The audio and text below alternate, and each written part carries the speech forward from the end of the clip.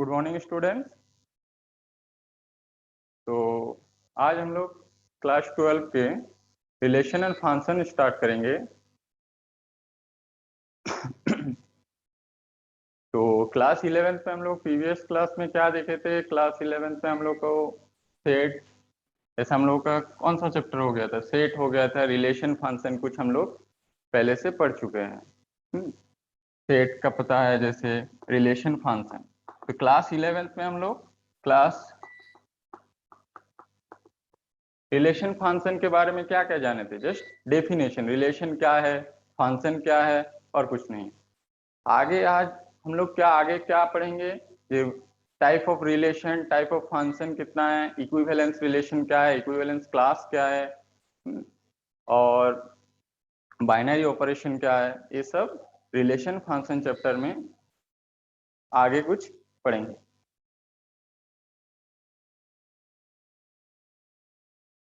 तो क्लास 11 का जो रिलेशन फंक्शन था वो कुछ रिकेप कर लेते पहले हम लोग। तो रिलेशन फंक्शन में क्या था? रिलेशन, तो रिलेशन का डेफिनेशन जानने के लिए पहले हम लोग को क्या जानना चाहिए? Cartesian product. कार्टेशियन प्रोडक्ट क्या है? तो कार्टेशियन प्रोडक्ट जो था क्लास 11th में सीखे थे। तो कार्टेशियन प्रोडक्ट,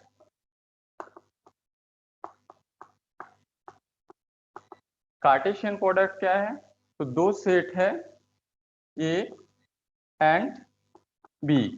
तो दो सेट के बीच में कार्टेशियन प्रोडक्ट क्या होता है? Set of all order pair from the set A and B.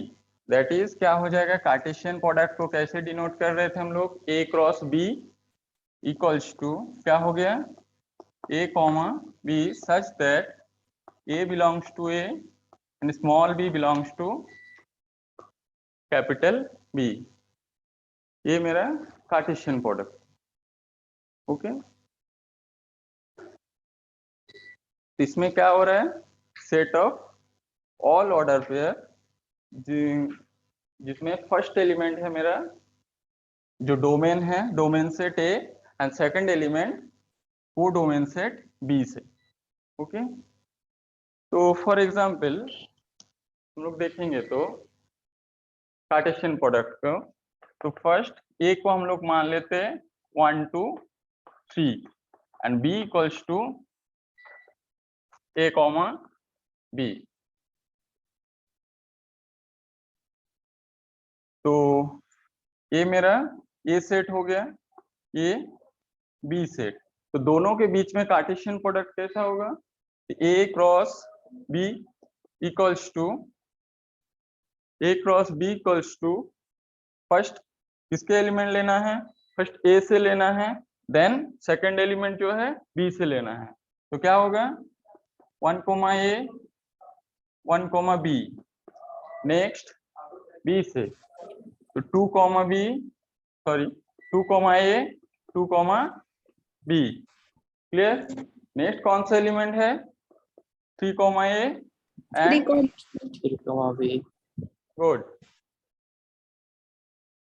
किसी को कुछ भी पूछना है तो चैट बॉक्स में अपना मैसेज डाल दो, हम उसका आंसर दे देंगे। ये कार्टेशियन प्रोडक्ट ए हो गया। तो तुम लोग अपने से एक एग्जांपल देते हैं, उसको करो, देखते हैं। तो A equals to A B C D and B equals to 1 2। इसको अपने कॉपी में सब लोग करो जल्दी से, और जिसका हो जाएगा तुरंत चैट बॉक्स में अपना रिप्लाई देना है।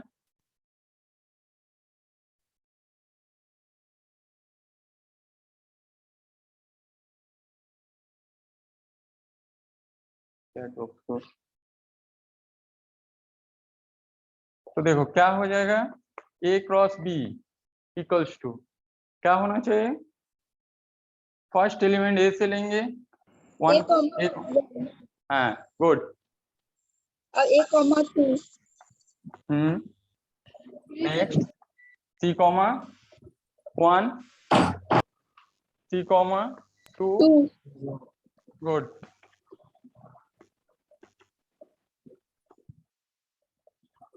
ओके, नेक्स्ट इसी को हम लोग बी क्रॉस ए पढ़ते हैं तो कैसे लिखेंगे वो सीखेंगे। तो इसमें क्या था, ए क्रॉस बी। ओके, तो फर्स्ट इसमें कौन सा हो गया, बी आ गया अभी। तो बी आ गया मतलब क्या होगा, फर्स्ट एलिमेंट किसका होगा, बी का होगा। बी का ओके, तो क्या होना चाहिए, 1 comma a 1 comma a, 1 comma b, 1 comma c, 1 comma d, next 2 comma a, 2 comma b, 2 comma c 2 comma c and 2 comma d d। Clear? yes sir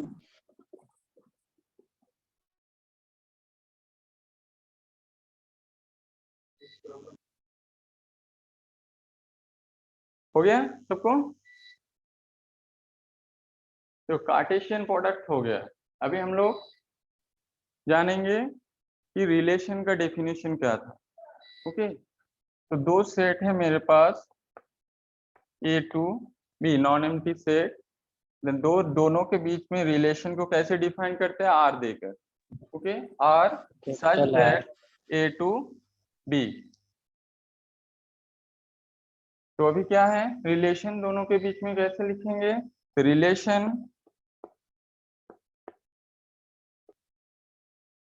from set A to set B is a subset of किसका subset होता है, Cartesian product का। Okay, subset of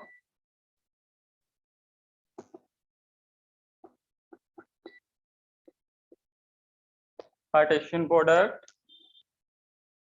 A cross B. Okay,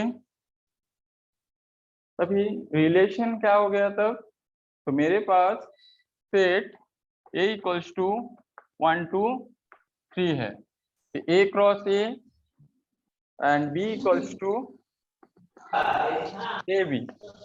अपना mic mute करके रखो, ठीक है सब लोग।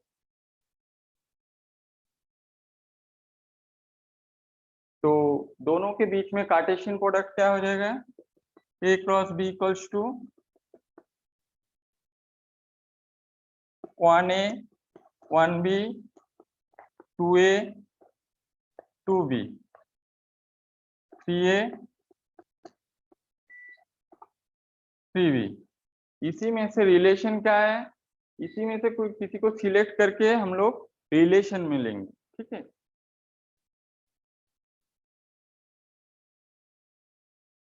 तो R इक्वल्स टू रिलेशन को हम लोग डिफाइन करते हैं, कोई भी इसी में से उठा लेंगे, उसमें से हम डिफाइन करेंगे रिलेशन जो कार्टेशियन प्रोडक्ट में होना चाहिए, ऐसे एलिमेंट लेंगे रिलेशन में। तो क्या हो गया, सपोज हम लोग 1 comma a 2 comma b 3 comma 1 3 comma a, ये क्या हो गया, देखो रिलेशन एक डिफाइन किया हम लोग। तो जो रिलेशन R है वो कहाँ से एलिमेंट हो रहा है, कार्टेशियन प्रोडक्ट से। दैट इज क्या हो जा रहा है, R is a subset of Cartesian product A cross B।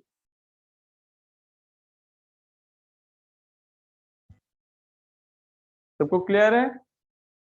Next, किसी को याद है किसी रिलेशन का डोमेन क्या है, रेंज क्या है, क्लास 11th में था ना हम लोग का। कल्याण, किसी को याद है डोमेन क्या है, डोमेन क्या है किसी रिलेशन का, रेंज क्या है? तो देखो डोमेन क्या है, किसी भी सेट रिलेशन है मेरे पास R such that A to B। तो डोमेन क्या है, जो रिलेशन है मेरे पास, रिलेशन क्या हो रहा है, एक एक ऑर्डर पेयर करके ले रहे हैं ना। तो जो ऑर्डर पेयर है वो सबका जो फर्स्ट कंपोनेंट है, first coordinate, that is A comma B हो रहा है जो। तो जो फर्स्ट कंपोनेंट कौन सा है, A है। तो A जितना A एलिमेंट है वो सबको लेके जो सेट बन रहा है वो मेरा डोमेन सेट हो गया किसी भी रिलेशन का। तो क्या होगा मेरे पास, तो domain of R equals to क्या होना चाहिए, ए जो फर्स्ट कंपोनेंट नहीं तो फर्स्ट कोऑर्डिनेट है, such that A comma B belongs to R. Clear. तो नेक्स्ट रेंज, रेंज क्या है, किसी भी रिलेशन में जो ऑर्डर पेयर है उसका जो सेकंड कंपोनेंट है, दैट नहीं तो सेकंड कोऑर्डिनेट है, that is A comma B है, तो उसमें बी जो कंपोनेंट है वो मेरे पास बी लेकर जितना बी होगा उस एलिमेंट को लेकर जो सेट बन रहा है वो मेरा रेंज हो गया किसी रिलेशन का। तो that is range of R, that is किसी रिलेशन का रेंज क्या हो जाएगा मेरा, B such that A comma B belongs to R. Clear. Next और एक टर्म था, ठीक है, रिलेशन फंक्शन में क्या था, कोडोमेन। कोडोमेन, तो कोडोमेन क्या है, कोडोमेन जो रिलेशन बन रहा है मेरा A R such that A to B, उसमें जो बी सेट है, सेट बी, ठीक है, ये जो बी सेट है इसी को हम लोग क्या बोलते हैं, होल सेट को दो कोडोमेन बोलते हैं। किसी भी रिलेशन दो सेट के बीच में, दो सेट ए और बी सेट है, दोनों में जो रिलेशन है उसमें से जो बी सेट है उसी बी सेट को हम लोग कोडोमेन बोलते हैं। तो दैट इज, तो कोडोमेन कौन सा हो गया है, बी सेट का पूरा हो गया। तभी रेंज और डोमेन में क्या संपर्क होना चाहिए, दोनों में एक दूसरे का क्या हो सकता है, तो देखो रेंज क्या हो रहा है, ऐसा एलिमेंट जो सेकंड कंपोनेंट है जो आर में है, आर में जो ऑर्डर पेयर है उसी में से जो सेकंड कंपोनेंट है मेरा, वो सबको लेकर जो सेट बन रहा है उसी को हम लोग किसी रिलेशन का रेंज बोल रहे हैं। और कोडोमेन क्या है, जो पूरा सेट बी है उसी को हम लोग कोडोमेन बोल रहे हैं। तो क्या होना चाहिए, रेंज सबसेट कोडोमेन सेट का हो जाए बी। ओके, तो क्या हो रहा है, जो रेंज सेट है वो किसका सबसेट हो जा रहा है, कोडोमेन सेट का। ओके, तभी एग्जांपल लेंगे हम लोग, देखेंगे उसका डोमेन क्या है, कोडोमेन क्या है, रेंज क्या है।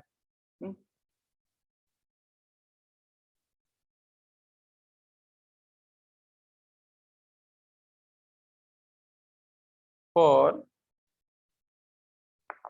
Relation R A to B such that, जो रिलेशन हम लोग डिफाइन कर रहे हैं, ए इक्वल्स टू मान लो 1 2 3 है, and B equals to suppose A comma B. Okay, तो relation 1 comma A, 1 comma B, 2 comma B, 3 comma B, ये मेरे पास रिलेशन है। तो अभी डोमेन क्या हो जाएगा, रेंज क्या होगा इस रिलेशन के लिए। ओके, तो डोमेन क्या होना चाहिए, तो डोमेन क्या है, डोमेन मतलब जो रिलेशन में मेरा ऑर्डर पेयर है उसी का फर्स्ट कंपोनेंट जो है, फर्स्ट कंपोनेंट जो है, और कोई भी एलिमेंट रिपीट हो रहा है तो उसको एक ही बार काउंट करना है।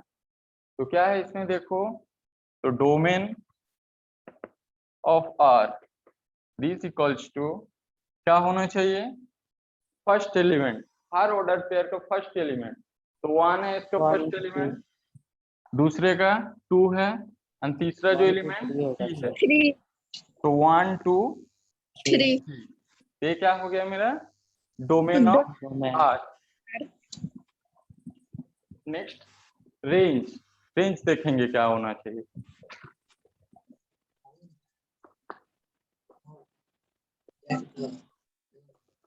रेंज ऑफ आर, तो रेंज ऑफ आर क्या होना चाहिए, सेकंड एलिमेंट जो है। ओके, तो सेकंड एलिमेंट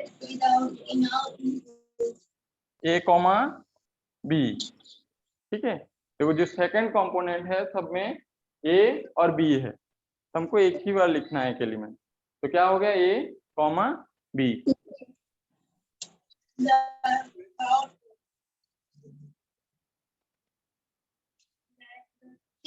पूछना नहीं है तो अपना म्यूट करो माइक।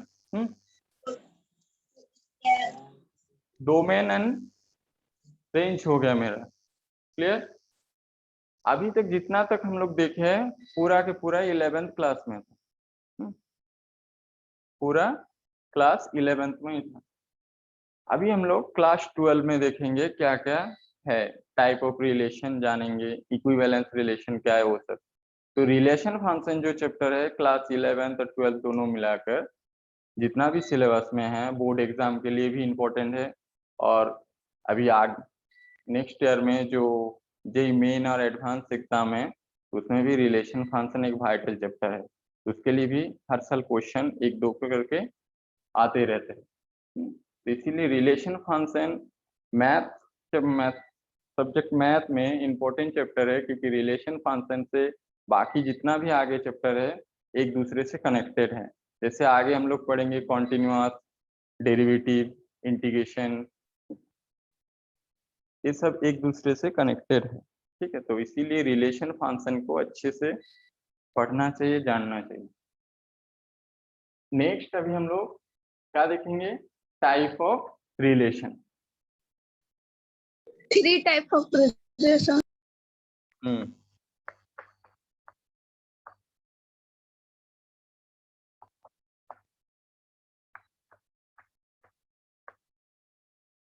तो फर्स्ट क्या है, The reflexive. अपना म्यूट करके रखो, जब पूछेंगे तब बोलना है आंसर, ठीक है। तो फर्स्ट क्या है मेरा, रिफ्लेक्सिव, ओके।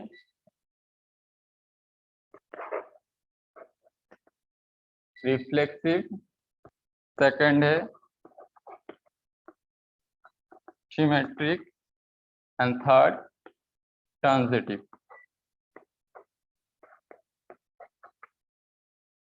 तो रिफ्लेक्सिव जो रिलेशन है, रिफ्लेक्सिव मीन्स क्या है, एग्जाम्पल देकर हम लोग डेफिनेशन फर्स्ट देखेंगे। तो सपोज मान लो एक example, set A equals to 1 2 3 है, ओके। और रिलेशन क्या है, रिलेशन होना चाहिए मेरे पास जो भी से एलिमेंट लेंगे ए सेट से, तो उसको रिपीट करेंगे और एक बार, ठीक है। मतलब वो रिलेशन किसके साथ है, अपने खुद के साथ रिलेशन हो रहा है, दैट इज ऑर्डर पेयर कैसा होना चाहिए, 1 1 2 2 3 3, इस टाइप का ऑर्डर पेयर होंगे तभी किसी रिलेशन को हम लोग रिफ्लेक्सिव बोलते हैं। तो फॉर डेफिनेशन क्या होगा, सपोज मान लो for A belongs to set capital A, then R equals to A comma A such that A belongs to A। मतलब इस टाइप का रिलेशन होना चाहिए, जो कोई भी ए सेट से एलिमेंट उठा लेंगे हम लोग तो सेम एलिमेंट सेकंड कोऑर्डिनेट भी होगा, ओके। इस टाइप का ऑर्डर पेयर होना चाहिए। तो फॉर एग्जांपल हम लोग क्या देख रहे हैं, ए इक्वल्स टू 1 2 3 है, तो रिलेशन क्या होना चाहिए, तो जितना एलिमेंट है वो अपने के साथ itself, related to itself, okay. तो 1 के साथ 1 का रिलेशन होगा, 2 के साथ 2 का, एंड 3 के साथ 3 के, तो ये रिफ्लेक्सिव रिलेशन हो गया, ओके। फॉर एग्जांपल मान लो तुम्हारे पास ए इक्वल्स टू 1 2 3 4 है, ओके। 1 2 3 4 है, तो अभी इसको देखना है, R इक्वल्स टू तुम्हारे पास 1 1 2 2 3 3 1 2 ए है। ये रिफ्लेक्सिव रिलेशन है कि नहीं है, जो R है रिफ्लेक्सिव है No sir, कि नहीं है, क्योंकि 1 2 आ गया वहाँ। 1 2 आ गया, तो उससे क्या है, रिफ्लेक्सिव होने के लिए क्या होना चाहिए, सेम नंबर। हाँ तो सेम नंबर, तो क्योंकि देखो इसमें क्या क्या है एलिमेंट 1 2 3 4 है, तो बट 1 के साथ 1 का रिलेशन है, 2 का भी रिलेशन है, अपने के साथ 3 का भी है, बट ठीक 4 है। के है कोई एलिमेंट नहीं है, 4,4 इसमें नहीं है, दैट इज मेरा 4,4 does not belongs to R, इसीलिए क्या है R not reflexive. Clear?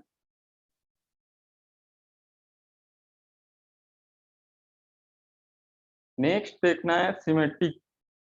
Okay, तो for example a equals to 1 2 3 and relation r equals to, relation r क्या लेंगे 1 2 2 3 1 3 3 1। ओके, तो सिमेट्रिक मतलब क्या होगा, जो ऑर्डर पेयर है जस्ट उसका उल्टा जो ऑर्डर पेयर है वो भी रिलेशन में होना चाहिए, दैट इज 1,2 है तो 2,1 भी रिलेशन में होना चाहिए, इस टाइप को रिलेशन को हम लोग क्या बोलेंगे सिमेट्रिक रिलेशन। तो डेफिनेशन के हिसाब से क्या लिखेंगे, for a comma b belongs to, R R a comma b set से लेते हैं ना कोई भी element, and r equals to, sorry a comma b order pair belongs to R, then imply b comma a belongs to R। मेरा दो element है a और b जो सेट से ले रहे हैं, और एक order pair a comma b है जो कहाँ से है R से है, तो सिमेट्रिक होने के लिए क्या होना चाहिए, जस्ट उसका उल्टा जो ऑर्डर पेयर है that is b comma a, वो भी R में होना चाहिए। ये हो गया मेरा डेफिनेशन। तो एक एग्जांपल देते हैं, फॉर एग्जांपल ये रिफ्लेक्सिव है, सिमेट्रिक है कि नहीं है, ये जो रिलेशन हम लिखा है 1,2 है, क्योंकि देखो 1,2 है तो उसका उल्टा जो ऑर्डर पेयर है 2,1 वो भी है, नेक्स्ट क्या है 1,3 है तो 1,3 का उल्टा जो ऑर्डर पेयर है 3,1 वो भी क्या है रिलेशन आर में है, इसीलिए क्या हो जा रहा है रिलेशन आर सिमेट्रिक हो रहा है। Next R equals to 1,2 2,1 and 2,3, ये सिमेट्रिक है कि नहीं है, ये जो रिलेशन आर है ये सिमेट्रिक है कि नहीं है? No sir. हाँ यस गुड, किस लिए? क्योंकि 2,1 नहीं है, नहीं 3,2 नहीं है। Good, very good. तो देखो इसमें क्या है 1,2 और 2,1 है, ठीक है, इसलिए ये क्या हो रहा है, ये जो सिमेट्रिक का डेफिनेशन है वो फॉलो कर रहे हैं, बट जो 2,3 है तो सिमेट्रिक होने के लिए रिलेशन को क्या होना चाहिए था आर में 3,2 भी होना चाहिए था आर में, बट क्या है आर 3,2 आर पर नहीं है, इसीलिए that is 3,2 does not belongs to R, so R is not symmetric। Okay, next कौन सा डेफिनेशन जानना है हम लोग को, ट्रांजिटिव जानेंगे।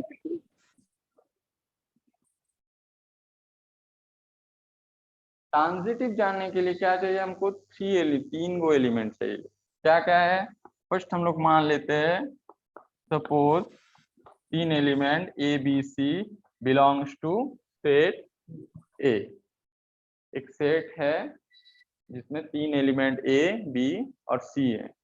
अभी क्या है, जो ऑर्डर्ड पेयर्ड है ए कोमा बी और A comma B belongs to R and B comma C belongs to R, तो ट्रांजिटिव होने के लिए क्या होना चाहिए, ए कोमा सी भी बिलोंग करना चाहिए इसमें आर पर होना चाहिए। तो ट्रांजिटिव होने के लिए क्या है, देखो इसका फर्स्ट एलिमेंट और सेकंड ऑर्डर पेयर का सेकंड एलिमेंट ये दोनों रिलेशन में होना चाहिए, तब भी हम लोग क्या बोलेंगे उस टाइप के रिलेशन को ट्रांजिटिव रिलेशन, क्योंकि ए कॉमा बी और जहां से इसका एंड हो रहा है वहीं से खत्म हो रहा है दूसरा एलिमेंट को, एलिमेंट को ऐसे ले रहे a comma B B comma C, तो उसी में से ये दोनों R में है, so that is imply a comma c belongs to R, and then the relation is said to be transitive relation. Okay, for example,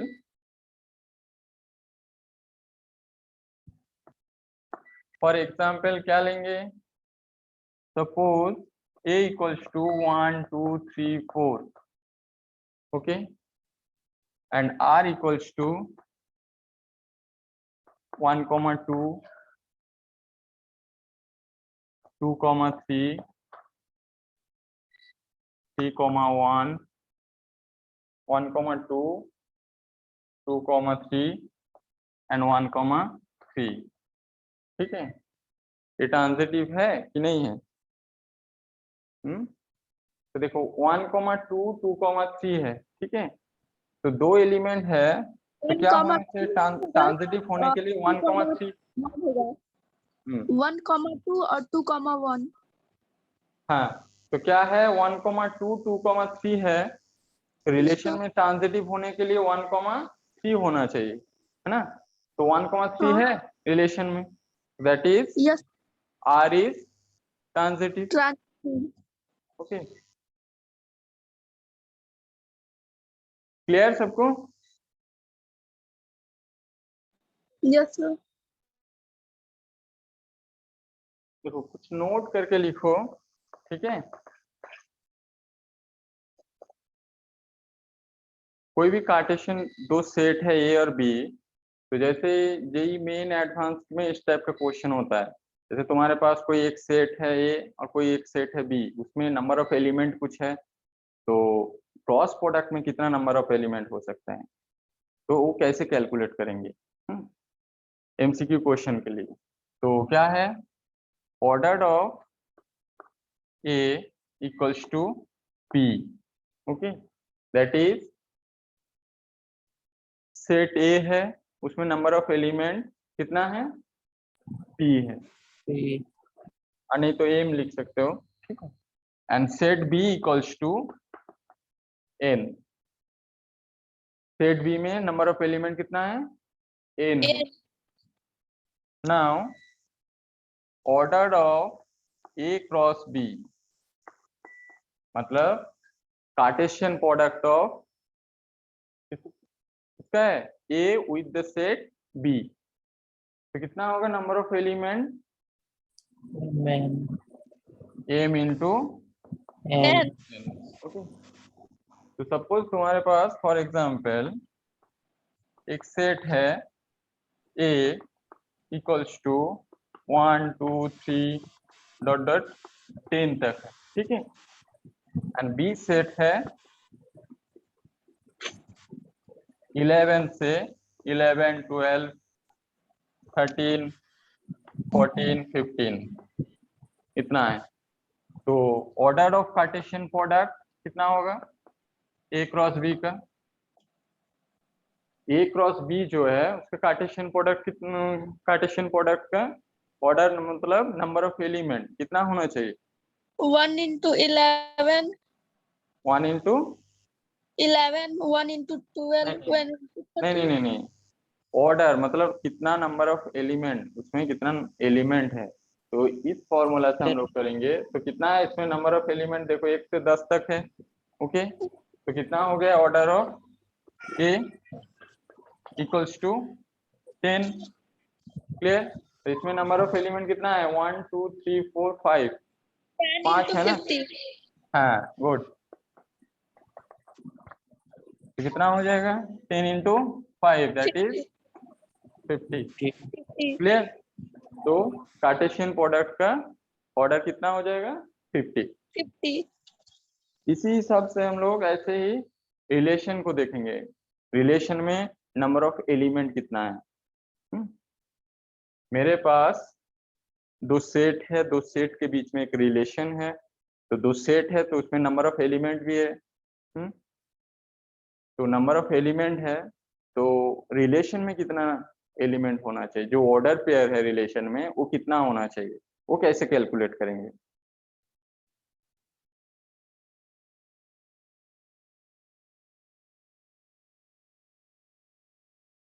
note 2 करके लिखो उसमें, ओके। नोट 2 में क्या है, A relation R such that A to B, उसमें क्या है, ए का ऑर्डर, दैट इज ए में कितना नंबर ऑफ एलिमेंट, कितना हो जाएगा, एम सपोज मान लेते हैं, एंड बी में नंबर ऑफ एलिमेंट एन है, ठीक है। तो नंबर ऑफ जो ऑर्डर पेयर है वो कितना होगा आर में, ठीक है, that is order of R equals to कितना होना चाहिए, 2 to the power M into N, 2 के पावर में कितना है, एम इंटू एम।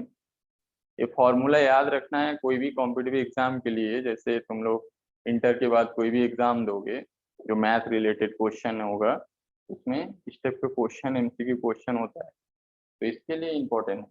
तो 2 to the power M into N, तो सपोज मान लो तुम्हारे पास रिलेशन आर है, सॉरी ए इक्वल्स टू 1 2 3 है, okay, and B equals to A comma B, clear. तो order of A equals to कितना है 3, ऑर्डर ऑफ बी कितना एलिमेंट है, 2 एलिमेंट है, that is 2। Relation R equals to, देखो verify करेंगे हम लोग फॉर्मूला को, ठीक है। तो रिलेशन, तो ऑर्डर आर में कितना होना चाहिए, 2 के पावर में 3 इंटू 3 into 2 तो कितना होगा 3 into 2 6, that is 2 into 6 2 to the power 6। 6 number of element कितना हो जाएगा उसमें 2 to the power 6 okay, calculate कर सकते हो, 2 to the power 6 equals to इसका वैल्यू है, उसको भी लिख सकते हो, ओके। नेक्स्ट एक एग्जांपल देंगे, अपने से करना है।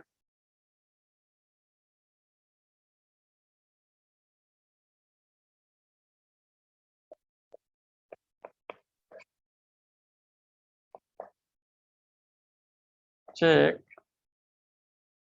whether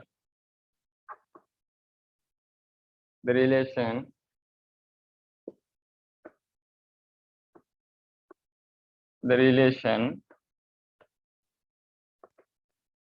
R equals to A comma B such that B equals to A plus 1, clear, from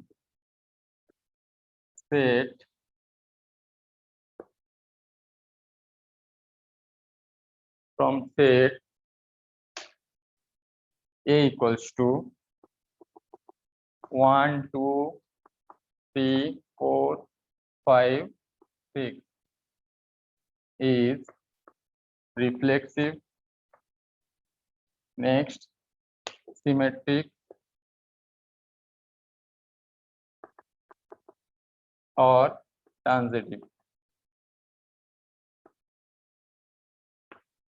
check करना है, मेरे पास सेट ए इक्वल्स टू कितना है 1 टू 6 तक है, और रिलेशन आर किस टाइप का है, ए कॉमा बी, इसमें बी के साथ ए का क्या रिलेशन है, B equals to A plus 1, okay, B equals to A plus 1। तो ये सिमेट्रिक है कि रिफ्लेक्सिव है कि ट्रांजिटिव है, वो चेक करेंगे। तो अपने कॉपी में करो सब लोग।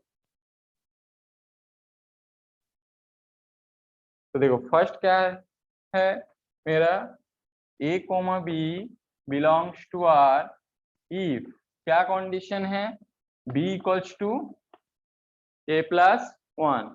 तो ए 1 है तो बी क्या होना चाहिए, ऑर्डर पेयर में 2 हो जाएगा, ए 2 है तो बी 3 होगा, इस टाइप का ऑर्डर पेयर होगा मेरे पास। तो ये रिफ्लेक्सिव है कि नहीं है वो देखना है फर्स्ट। तो रिफ्लेक्सिव चेक करेंगे तो क्या करना है, देखो कोई कर पाओगे अपने से, एक बार ट्राई यस करो, सर। एक बार ट्राई करो सब लोग।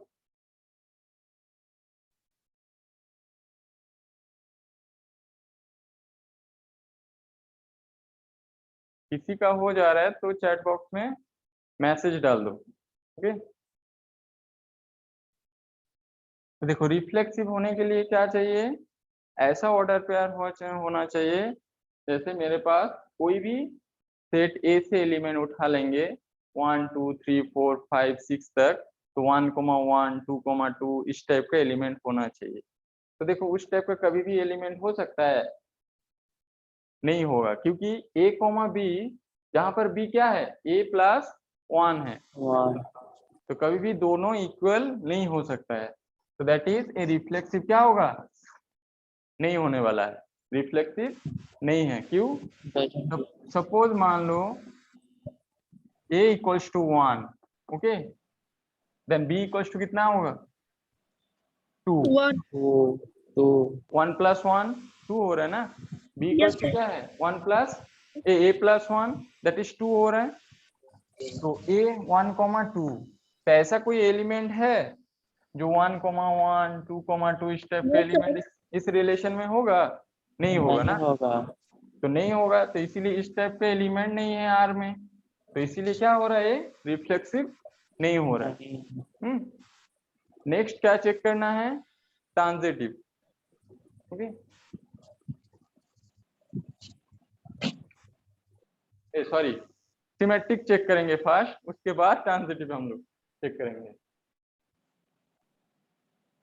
तो सिमेट्रिक चेक करेंगे, तो सिमेट्रिक होने के लिए क्या होना चाहिए 1,2 कोई भी एलिमेंट मतलब a, b आर में है, इम्प्लाइज क्या करेंगे,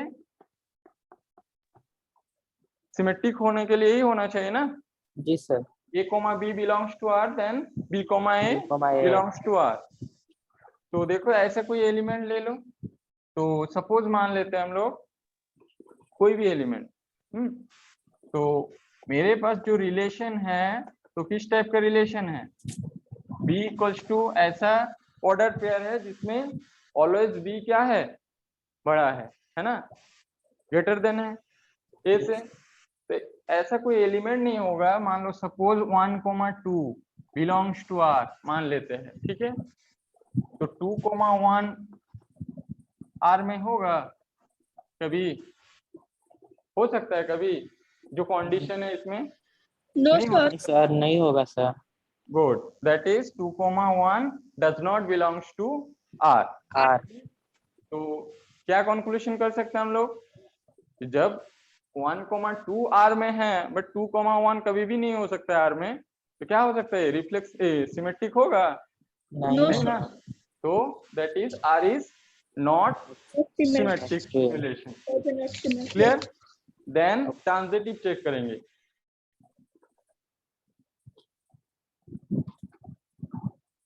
देखो ट्रांजिटिव क्या है, दो रिलेशन, दो ऑर्डर पेयर लेना है, दैट इज दो एलिमेंट लेंगे हम आर से, तो किस टाइप का एलिमेंट लेना है, ए बी और बी सी, जहां से इंप्लाई क्या कर रहे हैं हमको, A comma C always belongs to R, और ए कॉमा सी बिलोंग्स करने के बाद क्या होगा, ट्रांजिटिव होने वाला है। तो इसमें देखो कोई भी एलिमेंट दो ले लो, तो कैसे लेना चाहिए हम लोगों को, सपोज मान लो 1,2 ले रहे हैं, ओके, बिलोंग्स टू आर, देखो कंडीशन को फुलफिल कर रहा है, ए को 1 मानेंगे तो b equals to 1 + 1 that is 2 हो रहा है, okay, next a equals to 1 then b equals to 1 + 1 that is 2, ये जो कंडीशन है मेरा, ओके, नेक्स्ट 2,3 एलिमेंट ऐसे लेना है ना, जो सेकंड एलिमेंट जहां पर इसका एंड हो रहा है, इसका फर्स्ट एलिमेंट वही से स्टार्ट होने वाला है, तो 2,3 belongs to R, that is देखो 2 a इक्वल्स टू 2 है, तो b इक्वल्स टू क्या होना चाहिए 2 + 1 दैट इज 3, 3 कंडीशन को फुलफिल कर रहा है ए भी एलिमेंट, तो हम ये दोनों हम लोग जो मान लिए है वो मेरा सही है इस कंडीशन के आधार पर। तो आगे क्या करना है, ये दोनों के आधार पर हमको देखना है इसका फर्स्ट एलिमेंट जो है इसका लास्ट एलिमेंट को देकर जो ऑर्डर पेयर हो रहा है वो क्या होना चाहिए, आर में होना चाहिए। क्लियर, तो देखो 1,2 एंड 2,3 ये दोनों को कंबाइन करेंगे तो जो ट्रांजिटिव का कंडीशन है तो 1,3 आर में होना चाहिए ट्रांजिटिव होने के लिए है। तो अभी देखो a इक्वल्स टू 1 हम लोग क्लियर है, तो b इक्वल्स टू क्या होना चाहिए 1 + 1 दैट इज 2 2 होना चाहिए, बट इसमें क्या है 3 है, 3 है। तो दैट इज a वाला एलिमेंट क्या होगा does not belongs It to does not belong r, to R.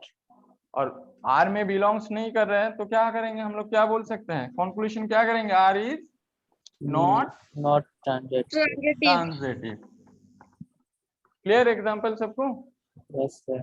तो जितना भी इस चैप्टर के एक्सरसाइज है ठीक है 1.1 में तो करना है घर पर, होमवर्क है ठीक है। ये एक्सरसाइज का क्वेश्चन एक था उसको हम बोल दिए, बाकी अपने से करना है घर पर, और नेक्स्ट क्लास में हम लोग क्या करेंगे इसी एक्सरसाइज के कोई भी क्वेश्चन किसी का नहीं होगा तो तुरंत चैट बॉक्स में आकर ज्वाइन करने के बाद ही तुरंत डाल देना है चैट बॉक्स में। जैसे एक्सरसाइज 1.1 sir. हाँ 1.1 का जितना भी क्वेश्चन है रिलेशन सम के आधार पर वो सब कर लेना है, और जितना भी नहीं होगा वो क्या करना है चैट बॉक्स में डाल देना, आके तुरंत ज्वाइन करने के बाद एक्सरसाइज इतना का क्वेश्चन नंबर इतना नहीं बना है सर ठीक है, तो हम सॉल्यूशन उसका बोल देंगे कैसे करना है क्या करना है ओके। तो सब होमवर्क है एक्सरसाइज का। आगे और एक डेफिनेशन जानेंगे हम लोग, इक्विवेलेंस रिलेशन है। इक्विवेलेंस रिलेशन जानने के बाद हम लोग नेक्स्ट क्लास में क्या क्या करेंगे, क्या क्या पढ़ना है वो थोड़ा बोल देंगे, और अपने किताब में घर पर देखो, किताब पर एनसीईआरटी का किताब जो है उसमें पढ़ो ठीक है क्या क्या। तो नेक्स्ट क्लास में जो जो टॉपिक होगा वो अच्छा पढ़ने में अच्छा लगेगा, अपने से खुद से कुछ भी पढ़ो पहले तो अच्छा लगेगा। तो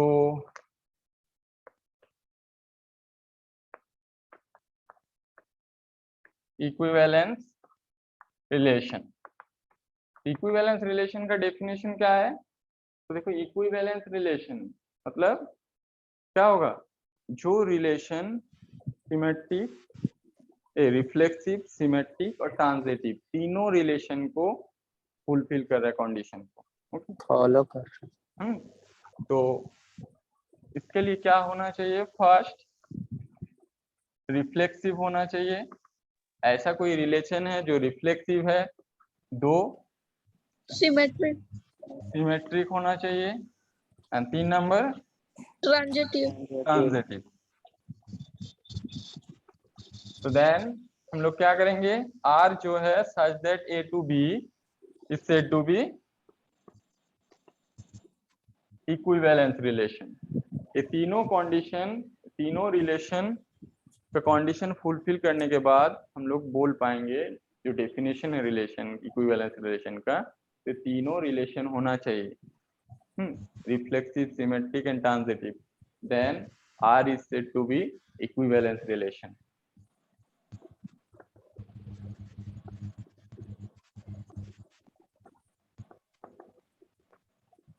और जो इक्विवेलेंस रिलेशन है ज्यादा से ज्यादा रिलेशन से इस टॉपिक के ऊपर क्वेश्चन तुम्हारा बोर्ड एग्जाम में भी देता है, और जेई मेन एडवांस ये सब जो एग्जाम है तुम्हारा कॉम्पिटिटिव एग्जाम है उसमें भी इस टॉपिक के ऊपर ज्यादा क्वेश्चन होता है। तो नेक्स्ट क्लास में हम लोग आज इतना तक छोड़ देते हैं क्योंकि ज्यादा एक दिन में अच्छा नहीं है। तो इक्विवेलेंस रिलेशन तक जितना भी एक्सरसाइज है सबको कंप्लीट करना है, नहीं बन रहा है तो उसको कोशिश करो, कभी भी एक बार ट्राई करोगे पहले अपने से बनाओगे तो वो सबसे अच्छा है, और आगे तो हम है सॉल्व कर देंगे बाकी। और क्या क्या नेक्स्ट क्लास में हम लोग पढ़ेंगे वो थोड़ा बोल देते हैं। तो नेक्स्ट क्लास में हम लोग फंक्शन के बारे में जानेंगे, जो ऑलरेडी थोड़ा उसका फंक्शन का डेफिनेशन हम लोग क्लास 11th में पढ़ चुके हैं।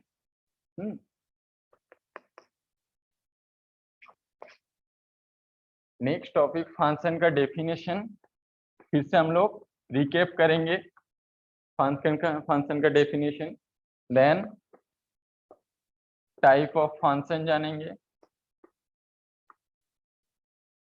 इतना तक 3 टाइप्स ऑफ फंक्शन है, वो सब नेक्स्ट क्लास में हम लोग सीखेंगे।